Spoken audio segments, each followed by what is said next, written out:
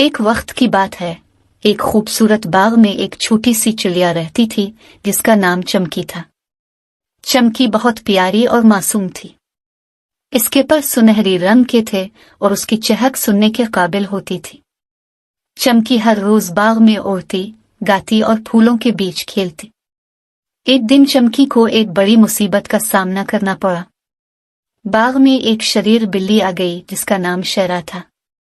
شیرا نے باغ کے سارے پرندوں کو ڈرا دیا اور سبھی پرندے خوفزدہ ہو کر درختوں کی ٹہنیوں میں چھپ گئے۔ چمکی نے دیکھا کہ اس کے دوست خوفزدہ ہیں اور شیرا باغ میں دندناتی پھر رہی ہے۔ اس نے ہمت کی اور سوچا کہ کسی طرح سے شیرا کو باغ سے باہر نکالنا ہوگا۔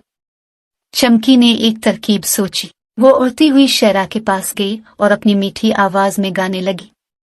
شیرا نے جب چمکی کو دیکھا تو وہ اسے پکڑنے کے لیے لپکی، لیکن چمکی ہوشیار تھی، وہ جلدی سے ایک درخت کی ٹہنی پر بیٹھ گئی۔ شیرا نے ٹہنی کی طرف چھلانگ لگائی مگر چمکی پھر سے اڑ گئی۔ اس طرح چمکی شیرا کو باغ سے دور لے گئی۔ چمکی نے اپنی چالاکی اور پھرتی سے شیرا کو ایک کھلے میدان میں پہنچا دیا۔ جب شیرا تھک کر ہار گئی تو وہ واپس باغ میں جانے کا ارادہ ترک کر کے دوسرے شکار کی تلاش میں نکل گئی۔ چمکی نے باغ واپس آ کر سب پرندوں کو خوشخبری سنائی کہ شیرا جا چکی ہے۔ سب پرندے چمکی کی بہادری کی تعریف کرنے لگے اور چمکی کی ہمت کو سراہا۔ اس دن کے بعد چمکی باغ کی ہیرو بن گئی اور سب پرندے اس کے دوست بن گئے۔ چمکی نے سب کو یہ سبق سکھایا کہ مشکل وقت میں ہمت اور عقل سے کام لے کر ہر مصیبت کا سامنا کیا جا سکتا ہے۔